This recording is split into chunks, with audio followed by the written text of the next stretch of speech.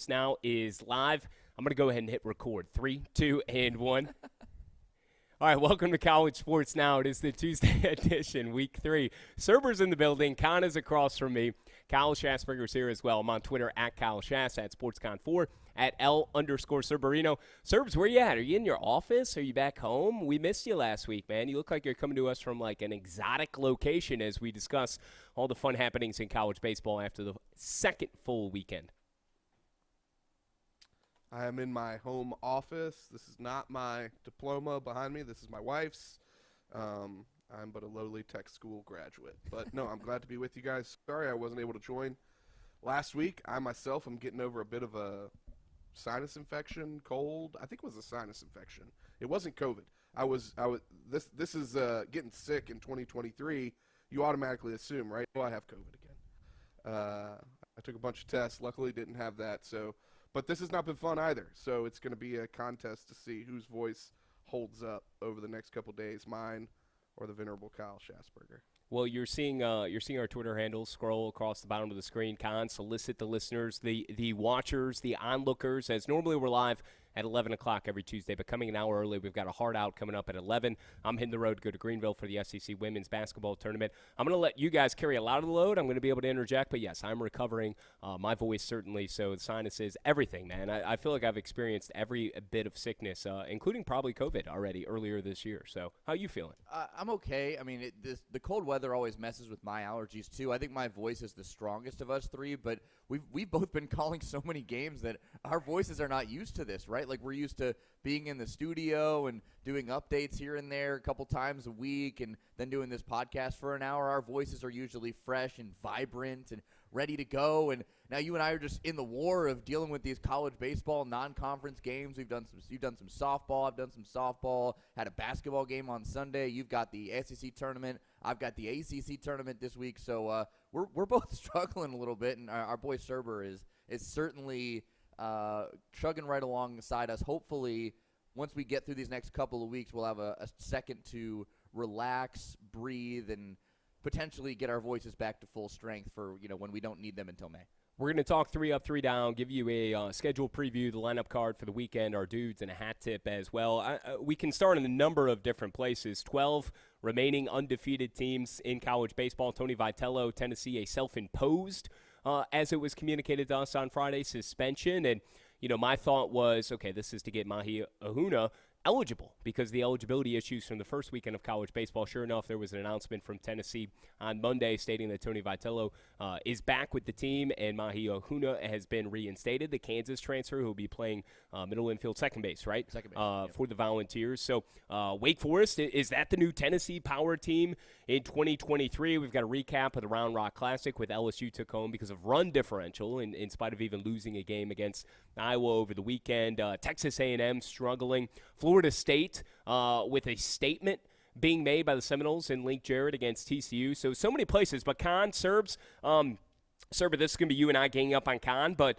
leave it up to this man, okay, Genghis Khan, to be the one that blasts a person who hits reply all in an email thread last week and then gets in a text thread and very hypocritically, okay, replies to everyone in a text thread trying to throw shade at the person who replied all in an email. No. You don't get to defend yourself yet. I do. That is a completely accurate description of what happened. Someone replied all to an email chain to everyone in the office, which we all go like, you didn't need to do that. Quick roll of the eyes. We all share a laugh individually.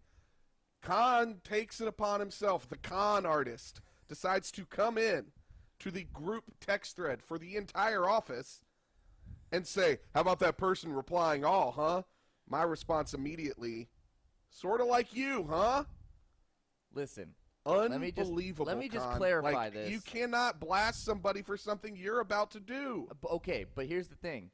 The reply all on the email thread I was referencing was to everybody in both offices across Learfield, Jeff City, Winston-Salem. It was everyone. My text went to 10 people, just the coordinators. And it was to comment on the fact that there was no unearthly reason for the reply alls that we were getting to this thread that were filling up our inbox when we are all extremely busy and getting loads of other emails that are important, and these emails are just people commenting in something that they could have said in a 3-person group thread and gone, ha ha ha, this is funny. It was important. I get important texts. We get important texts, right, Shass? We get important texts. We don't need your text. Filling up our text inbox. So I will defend the person who actually hit reply all because we were significantly handicapped in our ability to efficiently do our job for a couple of weeks because the initial message was correct. Yes, yeah. but if somebody, because it is so life-changing in the moment that we now have a new tool to be able to use to do our jobs to, replace what it is that we hadn't been able to do, without getting into the nitty-gritty details, I actually can allow this one. I can pass somebody hitting a reply all because it impacted us all in so many different ways. It did, but the reply all was literally just, wow, what a great feature. Unnecessary email. Well, I would have preferred a reply all in like a meme of some sort or a GIF, but yeah. Words, whatever. It was unnecessary. But again, you're a hypocrite. So, Surber, by the way, he texted me saying he hates old people yesterday. No, he said the same guy that hypocritically replies and blows up a group text thread to throw shade on somebody who hit reply all on an office email thread said he hates old people. Okay, can I defend myself on this one? Am I allowed? No. Or do you want to take What? The old people came before us. You're supposed to respect your elders. My man, maybe you need to start hitting from the senior tees to learn some respect. All right, this guy just, gets really good at golf and starts throwing, haymakers at everyone. All right, listen. I'm not good. Golf is hard. It is. The context of this is that I was at the gym yesterday at an abnormal time for me. I normally go in the 1 to 2 o'clock range because unlike Shass, I don't need to put on a show when I'm at the gym. I just want to go in, get my workout done, and get out. That's what I want to do. Yesterday, I went at 9 in the morning because I had stuff to do later in the day, and I had a late game, 9 p.m. tip last night. So I was like, I'm going to get my workout done early so I can stay here, do my job efficiently and effectively after getting a morning pump in. I go in, and the gym is slogged. I mean, it is packed to the gills, and it's packed to the gills with all of the older people doing their personal training sessions. This guy is hating on old And I'm people. not hating on it. It was just something that I didn't expect to. It was something I didn't expect to see. It was an observation. I'm an observationalist, right? I see things with my eyes, and I describe them with my mouth. So I texted Shass, because we were already texting about baseball, that I said, hey, this is a weird time for me to be at the gym. I need to come at a different time because I didn't expect this type of thing to be, going on right now, and it was a little distracting. That's all I said. I never said I hated old people. I just said it was something I was not expecting, and I didn't really want to be in the gym with that many people because I'm not, a performer like Shass is in the gym. I'm still learning. I'm still grooming myself workout-wise. Once I get to the level of the Shassimal, then maybe I'll be okay with this. But for right now, I didn't want all these eyeballs on me and have to look around and see all these other people doing their personal training sessions. I just want an empty gym with exercises that I know how to do, go in, get her done, and we're out. He's texting me. Here's what he said, and this is not a quote because I'm gonna make the language a little more appropriate for this family show. Oh boy. Here this morning, but he's texting me about the baseball pod and content. We're trying to keep each other up to speed on things we might miss. Sometimes intentionally we withhold information to see if they line up once we go live on Tuesdays. Yeah. But he's like, oh, wow, totally missed Oklahoma State through back-to-back no-hitters. And then he says, side note, I got to stop coming to the gym at 9 a.m. because these personal training sessions with the old people is wild. Yes, it was wild. God. That's correct. That does not mean I hate old people. This is all an excuse to continue to tell people that he's been at the gym working out. Did you guys know that Kahn's been going to the gym working out? Did anyone know that? Kahn, you been lifting, I hadn't heard him talk about it once. You wouldn't know that I've been at the gym because you walk by me all the time and I wave at you and you're so I'm engrossed in your phone or whatever you're doing that you barely acknowledge me at the gym. And we Yeah. go to the same gym. I see you all the time. It's been a morning too, man. I had to get up. You hear that? I'm so glad my voice. Again, I got to take it easy. I'm gonna try not to talk a lot, which many of you will not believe. But I was up at 6, got my daughter ready, got the dog in the car, took my dog to my buddies because he's gonna be there all week while I'm in Greenville. Took my daughter to school, ran to the gym, got in there at 8 a.m., lifted 50 minutes. I ran a mile and a half, so I'm going to have to run That's really more later short for when we you. get to Greenville. Yeah. And I just, dude, no break between reps, buys and tries, just hammered out my arms. I was dripping sweat. I'm still wearing the same underwear. I didn't have time to shower. Like, it is a sweaty, juicy situation. Oh, yeah. Okay? I'm very uncomfortable right now, so let's talk baseball, please. Well, look, you went through plenty of stuff.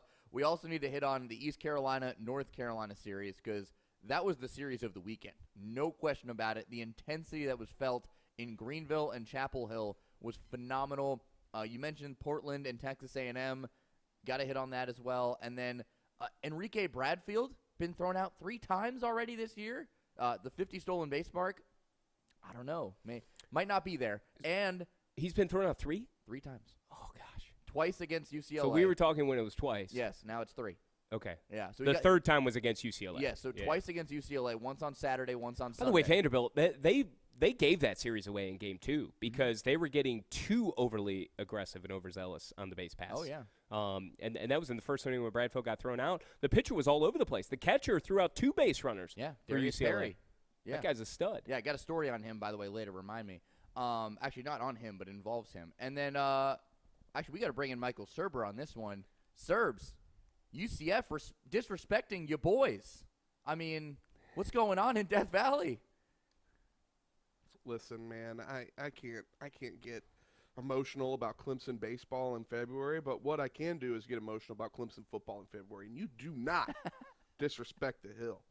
And you do not disrespect the Hill with wasn't John Reese Plumlee, isn't he like there at UCF playing baseball or something like He that? is. He hit And 2 homers. I don't appreciate.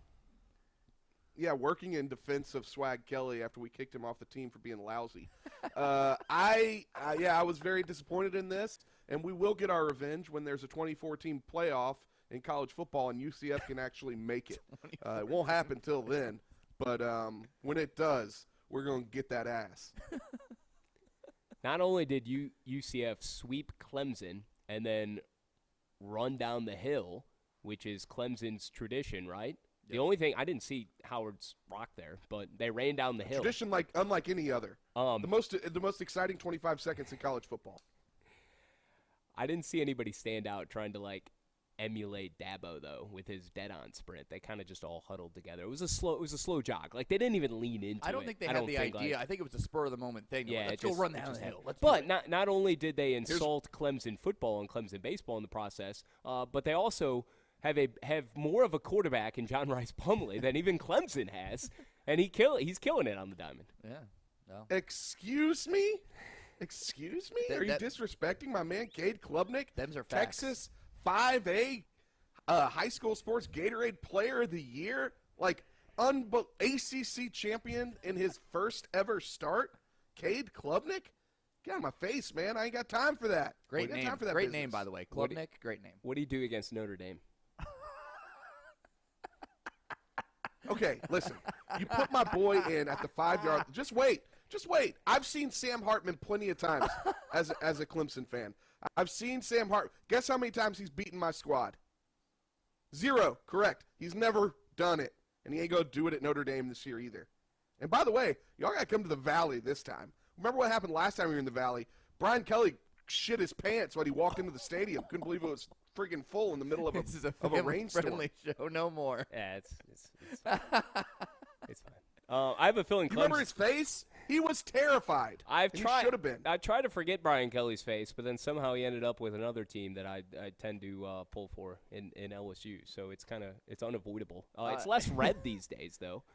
That's for sure. If you guys have any venerable hot takes to include with Surber, Shass, and myself, you can live comment on this stream at CS Now Tweets. Find the stream, comment there. I think you can also comment on the Varsity YouTube channel stream. I've got both up. I'm monitoring the comment section.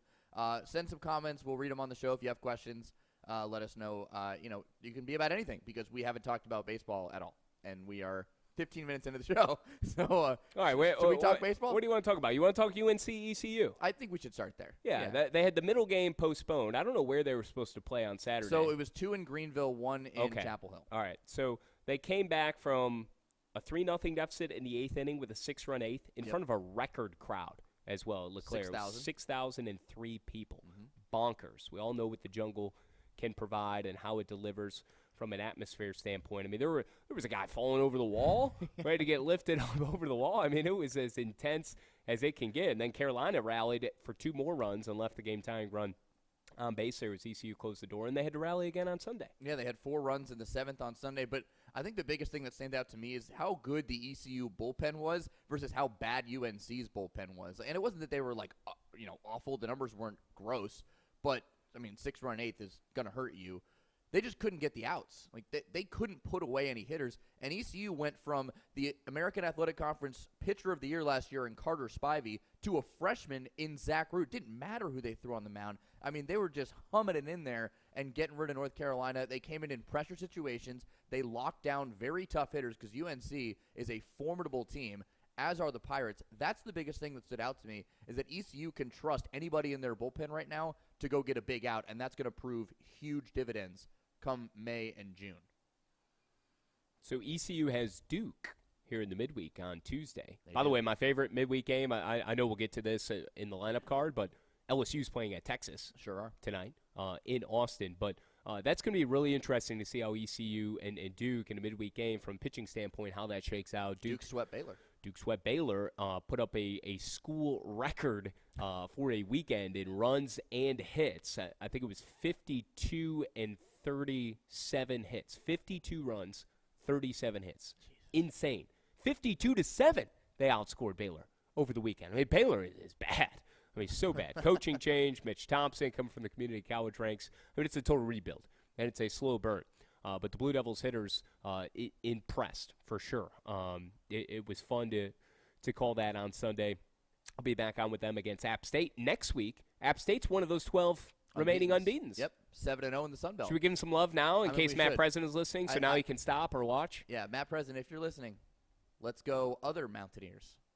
App State, 7-0. Take the stairs, right? That's what they're saying? Take the stairs? Take the stairs. Yeah. UCF celebration, Enrique Bradfield, UNC ECU. Before we get to Round Rock, let's talk about Texas A&M. Yeah, that was bad. That was really bad. First of all, let me just say that Portland should have completed the sweep. Good job for A&M to rally for 3 in the 9th on Sunday and take the sweep away.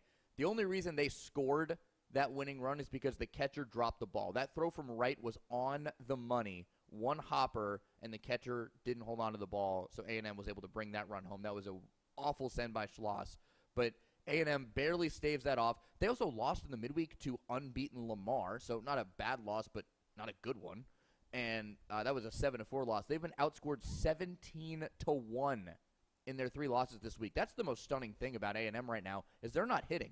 They're hitting .230 as a team. Austin Boast, who we were, salivating over in Hoover last year, hitting .080. Trevor Werner, who hit a couple of bombs at the SEC tournament and was a stalwart in that lineup all season last year, 174 for Texas A&M. I mean, the Aggies just aren't hitting.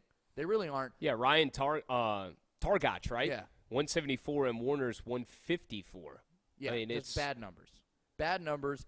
The one thing, and for any A&M fans who are sitting there, worrying and chewing their nails already after week 2, you do got to remember, the Aggies lost to Penn, not Penn State, Penn from the Ivy League in week 2 last year. They lost a series to them. They went to Omaha. So not time to fret yet. Schloss can easily turn this around like he did last year, and A&M was kind of a slow burn to start the year, and they really came on hot in Hoover last year, almost beat Florida in the semifinals to go to the final. Here's the most unfortunate thing from this entire weekend, Shass. You remember Mr. Savage backflip from Portland, their closer, Peter Allegro?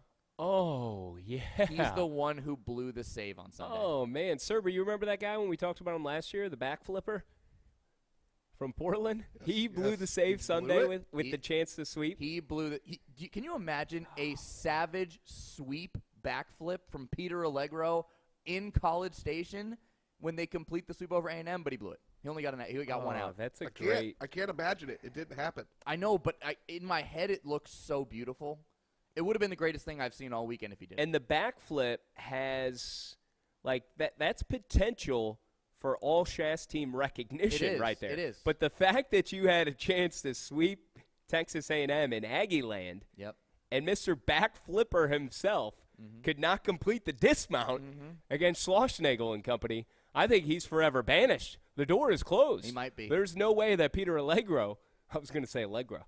Allegro is getting all Schass team recognition. There's just no way. So you just hate to see it for the Tacoma, Washington dude. What are you pointing at? The time? No, Surber texted you. Why is he pointing me? Keep talking. Well, now the cat's out of the bag. I asked you to take me off camera long enough to blow my. I was trying to be, very, discreet about it, but Schass just decided to call it out. All right, we've talked about it. We're all playing hurt right now. Should we all talk We're about all Round playing Rock? hurt. I got the chat open now, too, if anybody wants to type in the chat. Okay, should we talk about Round Rock? I think it's been long enough. Yeah, so 7-3, Skeens looked human in a Game 1 win over Kansas State, but he bounced back after giving up. Was it a home run early in the first inning?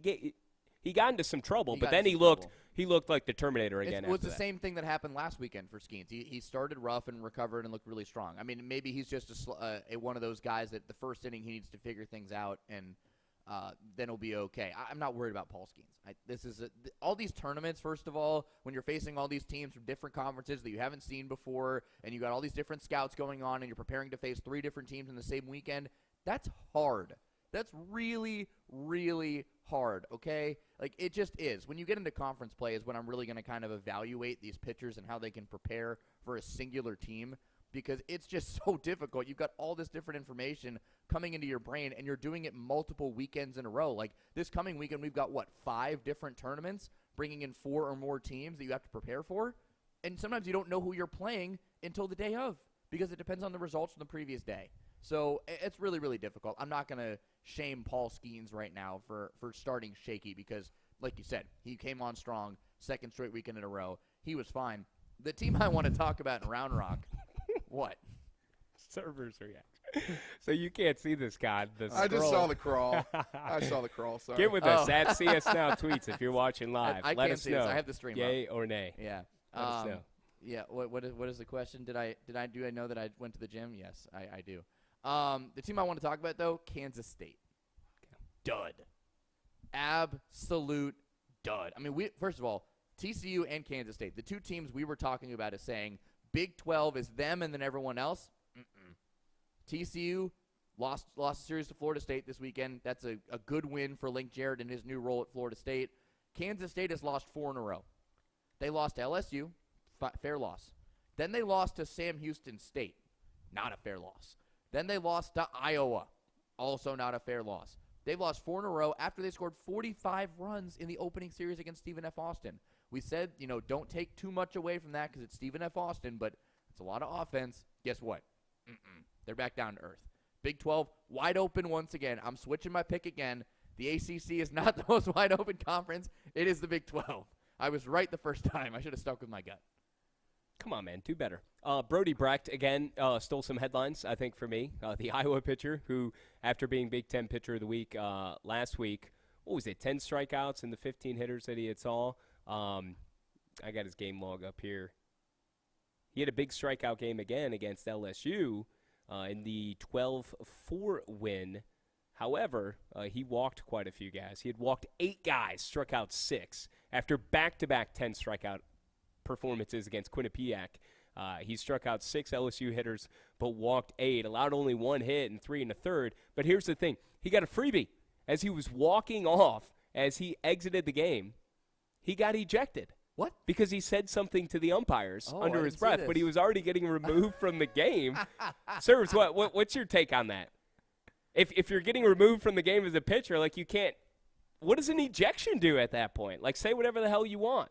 And I don't think he, personally said – I'm letting it fly. Yeah. Yeah. Let it go. Whatever. I mean, as long as you didn't say something nefarious or insulting, directly, I think it's fine. Well, he dropped an F-bomb about the umpire's inability to call strikes. Yeah, okay, but everybody does that. Listen, everyone does it. This is it's a referee or an umpire trying to show off, right? They're trying to flex their power over the rest of this game and say, "Oh, what'd you say? Get out!" Dude, okay, you're one of the least important people on the field. Let the players do their thing. I'm sorry he dropped the F-bomb on you. Guess what? Maybe you should call a better game, and he won't drop the F-bomb. How about the two-way players, though? Yeah, John Rice Plumlee, sorry to bring up again Serbs, but shown out against Clemson in a sweep, and then Brody Brecht, wide receiver for Iowa, which we know is a meaningless position. But Shoving again. He's got at Iowa, correct? Yes. he's got 26 strikeouts through 3 appearances. Hawkeyes, so. come for this man. And they were like 1 run shy, I think, of tying LSU in the total runs for the Round Rock. They were. Because LSU on Sunday, what was it, 18-4? They won 16-4, but they needed to score 12 runs to win the tournament. Well, win the tournament. The Round Rock has that like wrestling belt, right, that they give to the winner. LSU needed 12 runs, I want to say, and they got 16. So they got it done. But 23 hits. Yeah. 16-4 win. Most hits that LSU has had since 2014. Dylan Cruz had 3 doubles in the Sunday game. How many hits did he have in total on the weekend? I think he had like 10, 9 or 10. Know. He had 3 doubles on Sunday. Tournament MVP, 5 for 6 showing Double D. against the Bearcats. Ooh, I like that. We had some Joe bombs. Braden Jobert. Yeah. He had 2 of them. He had 5 RBIs and 2 home runs. He was hitting behind Dylan Cruz on Sunday, not Tommy Tanks. Tanks was hitting behind Jobert. Tanks he's returned to the lineup just as a DH, but I don't think he's healthy. he hasn't done anything Yeah, yet. I don't think he's healthy. I mean, I'm chalking that up to the fact that his shoulder's messed up. He's not healthy. They're trying to get him some swings to keep him active and not cold when he comes back for conference play. But I think Jay Johnson is being very, very careful with Tommy Tanks right now, and as he should be, right? You need him for conference play. Conference play is what matters. Non-con does matter for some teams. LSU, it ain't gonna matter. Now, here's the question. Tennessee didn't lose their second game of the season until mid-April, right, last year? April 12th, I think it was. When is LSU losing their second game? It might be tonight. you know what? Christian Little Yeah. and pitch. Thatcher Hurd didn't throw pitch. on the weekend. Now, Thatcher Hurd had the midweek game when they blew out Southern, and he was shaky. Mm-hmm. Early hat tip, Trey Morgan hit for the cycle in order. We've got another cycle to mention coming up in our Dudes of the Week hat tip as well before we close up shop in roughly 33 minutes. We got a hard out at 11 a.m. Eastern. Coming an hour early. Every Tuesday, though, normally 11 a.m. at CS Now Tweets. Kyle Schassburger, David Kahn, and Michael Surber. But Trey Morgan hit for the cycle in order. He went single-double. Then I think he flew out in his third at-bat, but then went triple home run against Southern. I think the final was 18-4. But Christian Little did not throw over the weekend. So Christian Little and Thatcher Hurd, like, this could be a game tonight. See who is going to shove, who is going to step up, who is going to say, hey, I want to legitimately and seriously be a contender for the weekend rotation. So we might learn a lot tonight. I'd like to think LSU, because of those 2 pieces and because of their offense and their order hitting the way it is, and there's a lot of question marks about Texas to this point. I don't know enough about who they're going to put on the mound in the midweek or how they're going to patch it together. I like LSU, but conference play is already, we're 2 weeks away? We've got 2 in the SEC. March 11th. Yeah. Yeah. Some conferences are going to begin league play after this weekend, Right. some of the smaller ones. Power 5 Big West, conference play. even ACC, I think, is Well, there's like a few sprinkling games early, I think, for some of the Power 5. I think a few of the Power 5s have some early, games. Like we have those tournaments, right? You accidentally get some Power 5, conference play games, but I don't think do they count those as conference games when you play in those tournaments? I still think they're registered as non-con.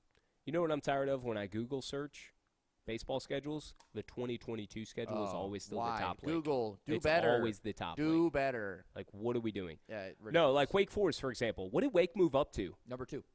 They're second in the D1 baseball poll? No, so they're second in college baseball. They're still number 5 in D1, I believe, but they're as high as number 2 for collegiate baseball. So they're in the top 5 in every poll, but they're number 2 for collegiate baseball. So Wake. Do we want to talk Wake? Because I got a ton on Wake. Well, let me give you when I think LSU loses their second game. Okay. But Wake and Duke are going to begin, and then we can pivot to the Deeks. And then 3 up, 3 down. Wake and Duke begin ACC conference play March 10th. Yep. All right? So that's a weekend from this upcoming weekend. All right? So we're inside of 2 weeks to the start of conference play in the ACC. The SEC is 3 weeks. That's the point I'm trying to make. So a lot of teams are going to be beginning conference play in less than 2 weeks. For others, it's going to be 3. As for LSU, they'll open SEC play, by the way, with Texas A&M on March 17th. Ooh. It's going to be in College Station. Schloss and Jay Johnson? Wow, what a start. I mean, this would be the game that they lose before then, Texas, because then they go Central Connecticut State for 2, Butler on a Monday, Lamar, Samford for 3. I mean, maybe that's Lamar's sneaky on undefeated. a Sunday. Could be. Yeah. I don't know. Unless Ledbetter and Sunny D are both back playing with Sanford, I think the Tigers can maybe take control of them. So I mean, listen, we're talking about when LSU is going to lose their second game. When is Wake Forest going to lose a game? Because as soon as they leave the friendly confines of the boombox. Listen, I agree. That is a hitter park for sure. But the numbers are outstanding. They're astounding, I should say. I mean, I crunched the numbers. I'm calling the Wake baseball game against UNCW later on this afternoon. The offensive numbers are ridiculous. They're just ridiculous. 122 runs in 9 games. They're hitting .370, averaging 14 runs a game. I just want you to know that they're on pace, right? Oh, they've also hit 25 homers. 25. All these lead the nation, just so you guys are aware.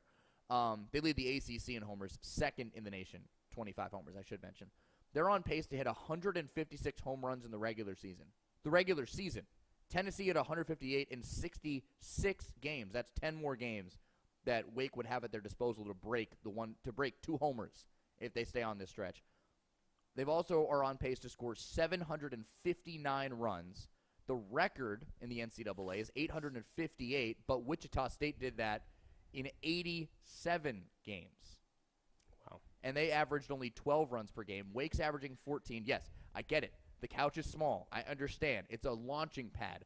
But, I mean, if Adam Cesare and Brock Wilken keep hitting like they're hitting, it doesn't matter where they're going to be. Those dudes are hitting absolute tanks. And let's not forget about the pitching, because this is why it's more impressive that Wake is 9-0. Second straight year they've started 9-0, by the way. They have struck out 126 batters, just 20 walks, and only allowed 14 runs in 9 games. 14. 1.6 runs per game.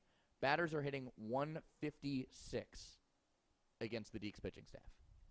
Ridiculous. They're insane. I have not seen numbers like this to start the season in a long, maybe ever. I don't even know. They're also averaging 14 strikeouts a game and on pace for 784. I think I saw Tom Walter say something sort of in jest, too, like it was to be funny. I saw Les Johns of Demon Deacon Digest, CBS Sports kind of connection to covering the Deeks, also writes for the website, godeeks.com.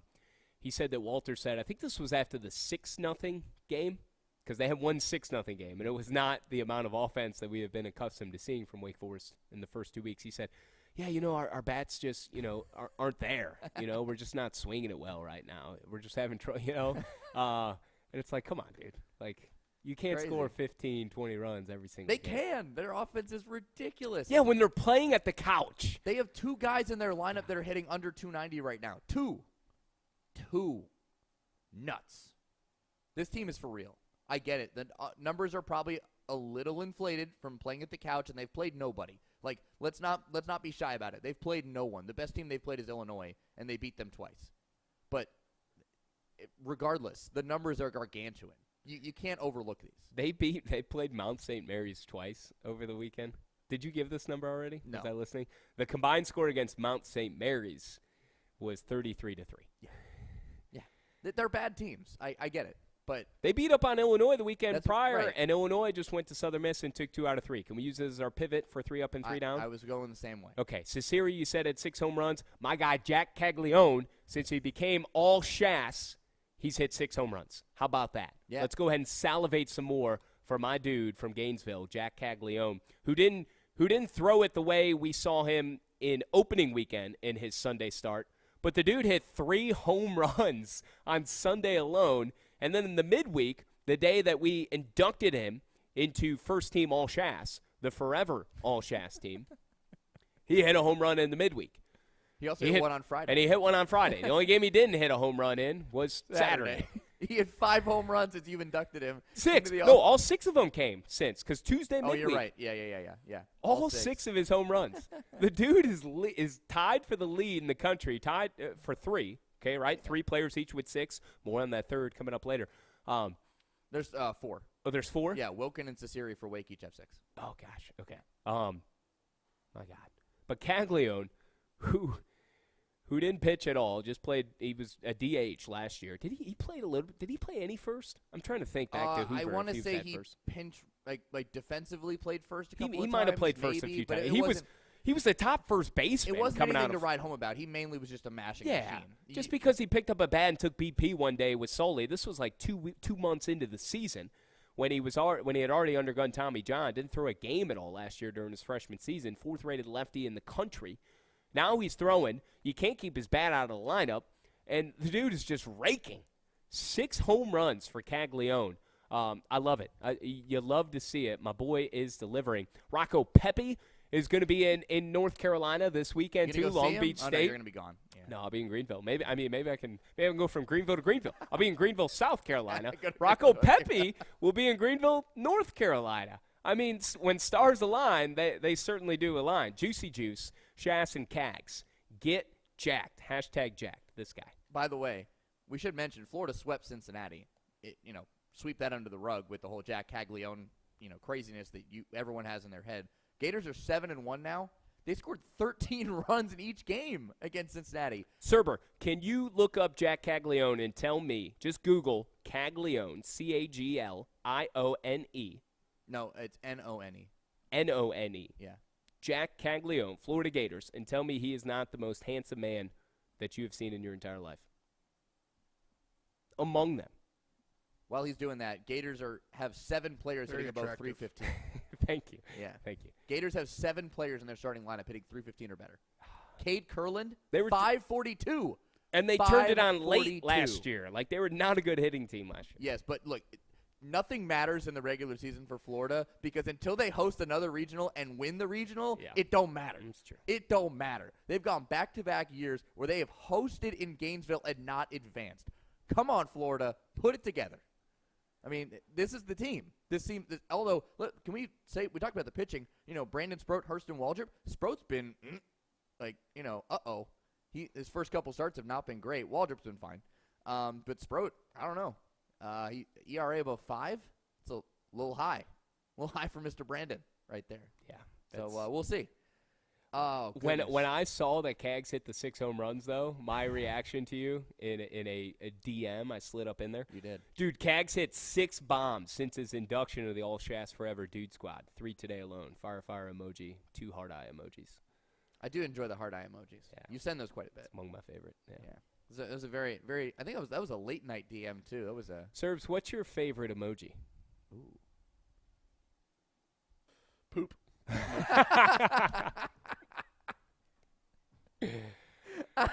Very fitting. Yeah, it's not even close. Oh, jeez. Yeah, you're a big poop guy. I'm a big heart eye, fire, and probably devil. I use the laughing face one a lot. Yeah. Yeah. Or actually, you know what? This is my favorite one. Oh, That one. facepalm. I love that one. All right, so 3 up. You strike me as more of an eggplant guy. I've never used that one. That one's just weird. All right, so 3 up. What? We had Florida, Wake Forest, East Carolina. Any honorable mentions to get to? Florida, Wake, East Carolina, we touched on. I like what UCSB, the Gauchos, did over the weekend, going to Eugene and winning every single game, sweeping the Ducks 6-2, 10-0, and 4-1. It was never really close at all.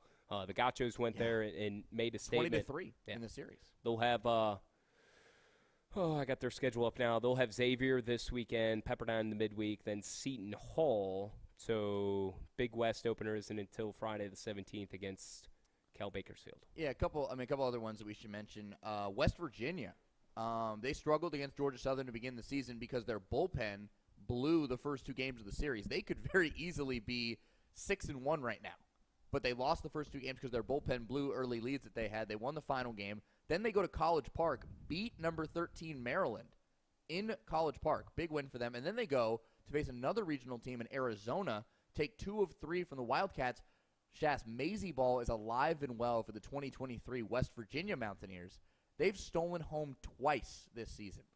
Twice. They did it in the 11th inning on Friday against Arizona to take the lead in the top of the 11th. J.J. Weatherholt swiped home. Mountaineers won 6-5. They took the middle game, got walloped on Sunday, but still a really, really good series win for West Virginia. And then we talked about Vanderbilt, but I mentioned this story earlier. I need to tell this story. So we talked about their catcher, right? Darius Perry, who threw out Enrique Bradfield twice in the series. Yes. Yeah. So dude's a stud. Right. So you'll remember last year the catcher for UCLA was Tommy Barris, right? The guy who had the walk-off home run in the 25-22 Pac-12 tournament game. Remember that crazy final we were watching in Hoover? Barris hit the winner. So apparently before this season, he and Perry were slated to split time. It was a tandem. Before the season, Barris quit baseball to join a frat at UCLA. Really? Yes. He quit. I found this story randomly online somewhere. I don't even remember where I found it. I was scrolling through Twitter late night and I saw something about this. He quit baseball to join a frat. So Perry is now catching every single game this season for UCLA because I don't have anybody else. Wow. And apparently, the person who did this story, very detailed, they followed up. It looks like Barris has since quit the frat. Oh, man, what are we doing? I don't know. I mean, who's he consulting with out there in Westwood? When I saw this story, I mean, listen, this is not confirmed because I just saw it somewhere on the Etherverse, but I was funny enough I had to mention it. So, Is he consulting with Josh Rosen? I mean, what is going on? I mean, just get a hot tub in your dorm. Come on, why do you got to quit baseball, join a frat, only to quit the frat? Serbs, you need to get Wayne Cook on this. You need to get Cookie on it. By the way, awesome job hosting the college football edition of College Sports Now that released on Saturday. If you go back 2 episodes on this audio feed, it'll hit your podcast feed on Wednesday, and Serbs leaves us immediately, so we'll find a way to get him back in as I give him props. But the audio version of this baseball pod will hit your feed on Wednesday morning. If you go back 2 episodes, go prior to Hartzell and Norlander's basketball recap on Monday. There's one from Surber, Wayne Cook of the UCLA Radio Network, former Bruin quarterback. He's awesome. And then Michael Felder. Felder of, what's he of now? Bleacher Report, formerly of Stadium TV as well. Yep. Felder's everywhere on social media. Awesome stuff. And Surber was directing traffic. He was running the pod. Did you listen any? I didn't get to listen to it, but I heard that Stephen Hartzell made a cameo appearance on that podcast. Surber ran the ship, but Hartzell dropped in for a little, sprinkle of Stephen H. He did, yeah. He was in very early on. But there's so much to talk about with college football. It's a year-long sport at this point. You and I are trying to make college baseball year-long. We've done a good job to this point. And we're 2 weeks in. 2 weeks in. So where do we want to go next? We've talked about the teams that are trending up, trending down. How about them? So we've got A&M. Touched on them. Yeah. Southern Miss, we briefly mentioned it, but Illinois came in, took 2 of 3. The biggest thing for Southern Miss is their pitching kind of faltered, like oddly. Tanner Hall is supposed to be this, one of the top pitchers in the entire conference for Southern Miss. He gets roughed up, 5 runs on 6 hits in his start. You could say that was his worst career start ever. He had given up 5 runs only one time, I think, before. Right, but the pitching overall this weekend gives up 35 runs and walks 23 batters. Unacceptable against Illinois. The Big Ten is trying.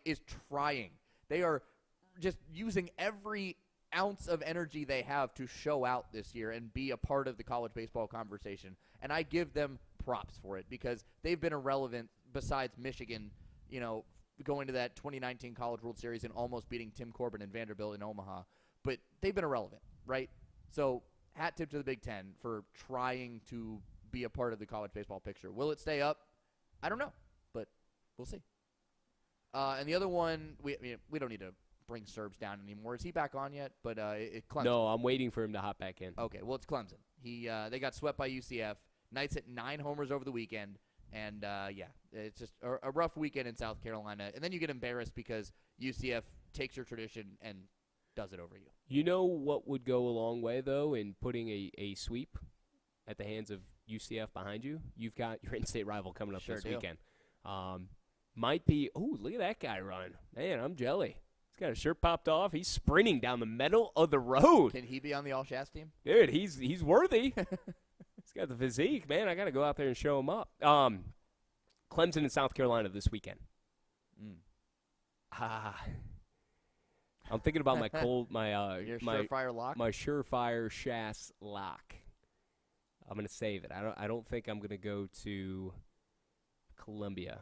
No, they're going Clemson for 1, Greenville for the middle game, and then Columbia for the 3rd. Okay. Kind of similar to what ECU and North Carolina were trying to do, although two were at Greenville. No, I got nothing else, man. On the downward swing. I mean, Southern Miss for sure, A&M, Clemson. Trying to think off the top of my head who. All right, well, let me run through the lineup card then real quick because Surber is trying to get back in, so why don't you help him troubleshoot while I do this? So we mentioned some of the midweek games here going on. Number 1, LSU at Texas. That's tonight, Tuesday, if you're watching this live. If you're listening to the podcast that drops later on this afternoon, still get to it tonight. 7:30 p.m., LSU at Texas. Also at 7:30, big week for Dallas Baptist, one of the 12 unbeaten teams across college baseball, which I don't know if we mentioned them all, so let me run through that real quick. Alabama, App State, DBU, Georgia Tech, undefeated, Lamar, Morehead State, NC State, South Carolina, who takes on Clemson, Texas Tech, Troy, Virginia, and Wake Forest, who leads the country with 9 wins. So that midweek, Dallas Baptist is hosting number 10 TCU, who lost that series to Florida State over the weekend. That's also at 7:30 tonight. Then East Carolina at Duke. That's today at 4 p.m. coming back in the midweek slate.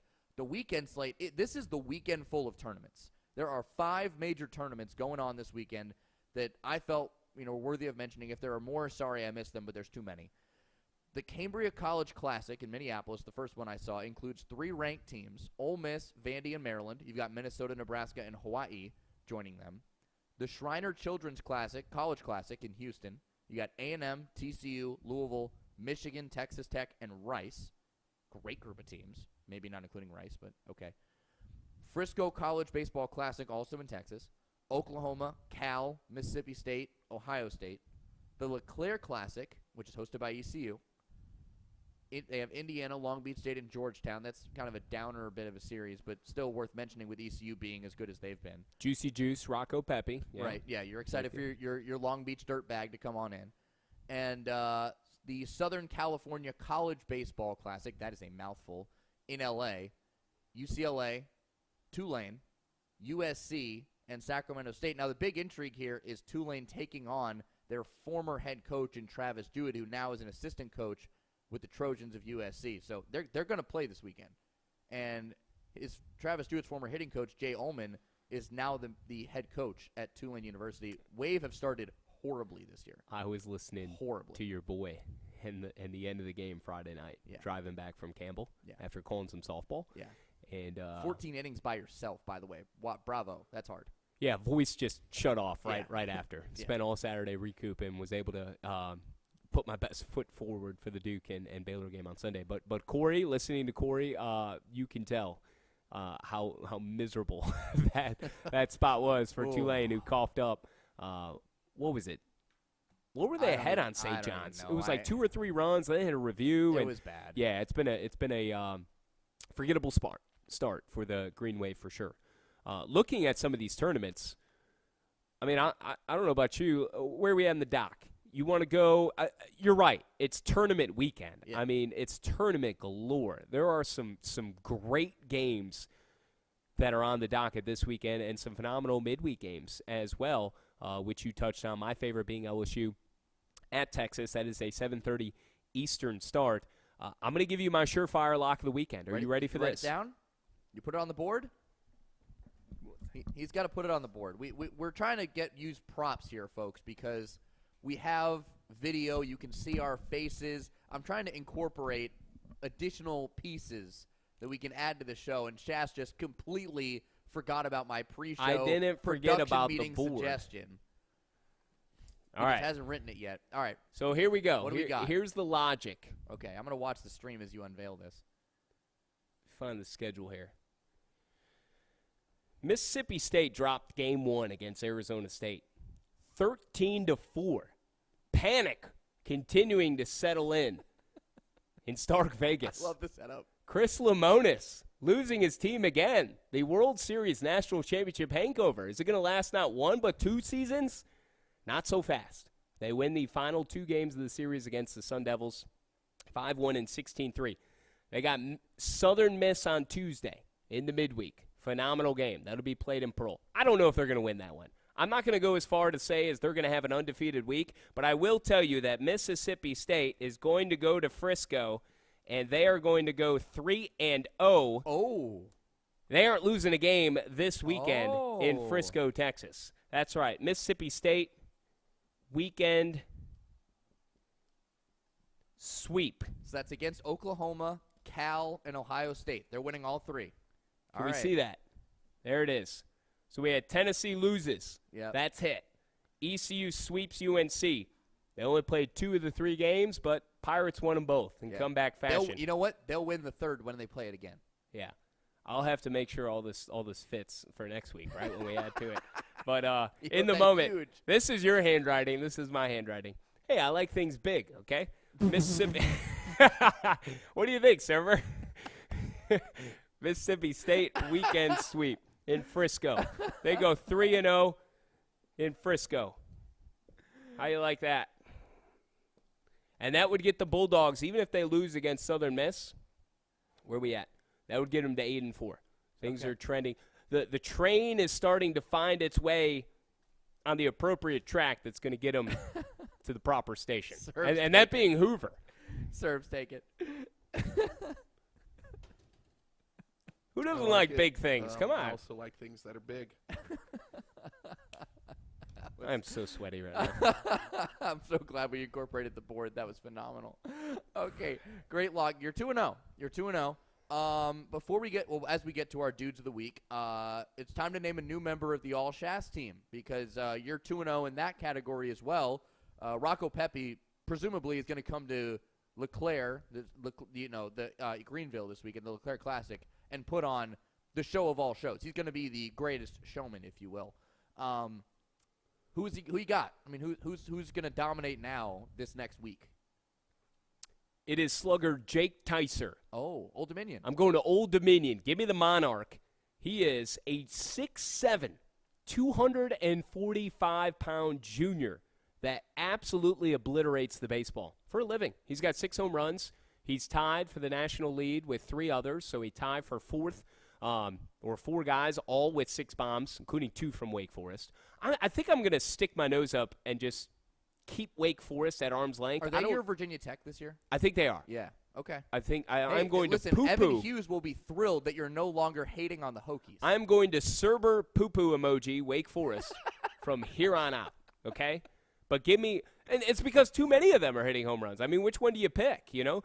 With Old Dominion and ODU, Jake Tyser, this is something he's been doing, all right? If you look at his career numbers, of course, their stat page won't even update for me. Old Dominion, do better. Gosh. All right, Jake Tyser. He's your all-shasser. Yeah, and your dude of the week. Yeah, out of Prescott Valley, Arizona. But if you look at his player page and even his Twitter page, which, by the way, follow him on Twitter, at Jake Tyser 2. T-I-C-E-R, He's got this by the big, way. C-E-R. massive – you talk about props. Virginia Tech moving the dugout fence so they can do the hammer inside the right? You noticed. Yes. Yeah. They moved that. Genius. Yeah. Can't slip one past the goalie in Blacksburg.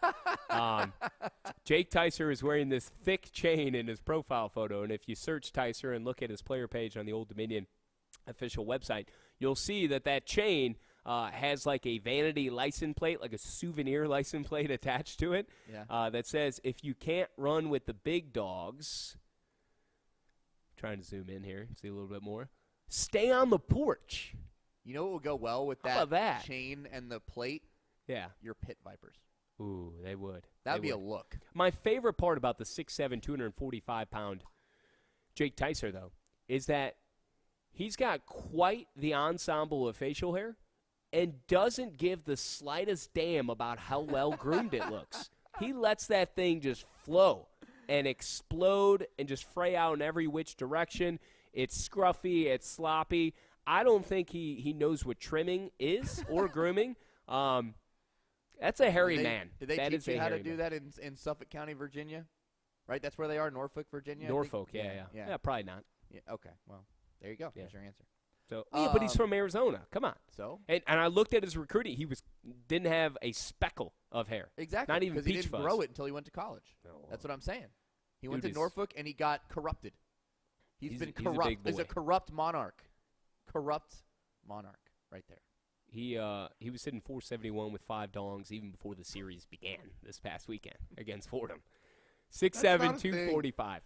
Why are we making dongs a thing? That is a word. That is a word for home run. That is a dong. Come on. Absolutely. Yep. A dong, a ding dong. That is a word for a home run. Dinger. Yeah. I've heard ding. I've not heard dong. Yeah, dinger and dongs, man. Yeah, ding dong. Come on, man. Ding dong. My dude of the week, Liam McFadden Ackman. Respect on that name for the Northern Kentucky Norse. We're 6-1 now. Best start since 1990. Large in part to this man, who also I feel like could be a future All-Shass team member. Maybe. He's on the table. Consideration the committee will huddle and discuss. On Sunday, this man, Shass, 2 grand slams in the first inning. 2 in 1 inning. And then he says, you know what, I'm also going to go for the cycle in the 6th. He had a single in the 6th. Completed the cycle with 2 grannies. Northern Kentucky won 27-4, I believe, on Sunday to sweep Western Michigan. But that's not all. My man, Liam McFadden Ackman, stud of the week. The fact that he went for the cycle in the process. Yeah. Like, that is just doubly. He did it backwards. Doubly impressive. That is amazing. Have you ever done something great enough where you have hit that would equal that type of athletic performance? 2 grand slams and a cycle in the same game? Not athletically, but like in general in your life. Is there anything in your life that equates to that? I mean, I ate 13 pancakes on Friday, and I thought that was pretty cool, but it wasn't the most in our building. Luke Hallett. 16 pancakes. Outdid this man right here, Kyle Schassburger. I was sitting next to Schass. You were not happy. No. My roommate, by the way, Luke Hallett, representing for our household. Well done. I think anything in comparison to that is probably I'm still, while I'm aging, I still think I'm a little young in terms of professional achievement. So like there's so many things that I want to achieve. Personally, I would say, being a dad is pretty cool, but like that's spread out over time. Like, I don't know if I could have a 2. We talk about hitting for the cycle in a day. We use it as a metaphor for life and having a great day. What are 4 things you've done and stacked up to be able to find life's greatest satisfaction in a single 24-hour period? But to hit for the cycle and hit 2 grand slams in the process, like, man, like I don't know. That's being on the top of the professional mountaintop that you are seeking, being a happy father and husband, all of those things, and having deep pockets at the same time. So I've got a while. You could definitely eat 2 grand slam breakfasts at Denny's, but like or yeah. Waffle House where we were yesterday. Anything that I would want to compare to that would be going into the Wayback Machine to my time in college, and I don't know if that's appropriate right now. Probably. Well, we've already gone way over the rails with that. Michael Surber, anything that you think you have in your life that equates to that performance from Liam McFadden Ackman? Sex. There it is. The sexual peak and mountaintop, the high that is. I mean, look, you can Surber. see the face of Michael Surber right now in full HD color. I agree. Unbeatable. It's 100% sex. It's the only thing. All the other things you can put them out there all you want to. The only thing that equates to that is sex. All right. Look, we got to get out of here. You got to go to Greenville. Have a great trip, by the way. Hat tips on the way out. Michael Surber, kick it off. Tip my cap to you guys for putting this together. Tip my cap to Kyle Schass. Called some Duke baseball over the weekend. I don't think you really mentioned that's one of the reasons your voice. You guys talked about calling games, but I think you went off air when we mentioned this. But yeah, but yeah, I believe Duke and Durham is near and dear to your heart, considering you're usually in the studio. So to be behind the mic calling the game, I'm really proud of you, buddy, and I'm happy that you got to do that over the weekend. Thank you, man. I appreciate that. I know you're a huge supporter of us. We're a huge supporter of you. When you dipped out of the chat earlier during this live show, I was giving you props for the way you hosted the college football show. Absolutely. And traffic copped Wayne Cook and Michael Felder. So, again, that content, go back 2 episodes. You got as well Norlander and Hartsold 2 times a week with the basketball pod. You got the women's basketball podcast as well with Rob Joyce, who I'll be traveling to Greenville with. So a lot of content we're pushing out on this feed. Plenty of Michael Surber. Trust me. Also handing the dirt at HitDPod on Twitter. Surber, you the man, man. He is the content machine. Hat tip from you. Did you? Yeah. Oh, yeah. You mentioned the hammer for Virginia Tech so they can do it in the dugout. Eastern Illinois. Yes. The tiny hammer. Yes, it's like the mallet hammer. That's my hat tip. So set the scene. So Eastern Illinois wins the game on Sunday against Arkansas in Fayetteville. They rout them 12-3. And after the game, they're doing the little post-game talk, and they got their arms around each other and saying, ooh, rah, rah, we beat Arkansas, yay, yay. none of that. Instead, they take a mini hammer and sling it over their shoulder, and the entire team goes boom. It's on Twitter. It's phenomenal. Search it if you haven't seen it yet.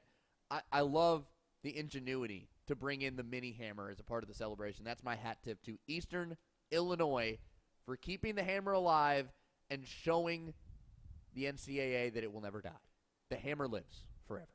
The Hebrew hammer says so.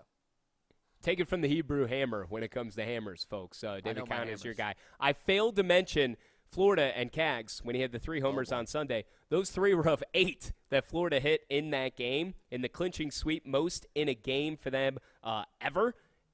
Cags had a 449-foot bomb in that game. 450, 110 exit velo, 26-degree launch angle, 6 on the season, again, 3 coming Sunday alone. Another dude that I do want to highlight, hat tip to him, South Carolina's Noah Hall, who Clemson will see this weekend at some point in the game against Penn. He was terrific over the weekend. Trying to pull up his numbers. The dude was, let's see, I lost it. Either way, Noah Hall was spectacular over the weekend against Penn for South Carolina in a tight series. You brought up Penn knocking off Texas A&M a year ago. They were kind of a fringe bubble team. We don't know what Portland's going to be. We do know that. I want Peter Allegro at Omaha. I said this last year. God. I want a savage backflip in Omaha after Peter Allegro gets a save for the Pilots. If that happens, I can die happily right now.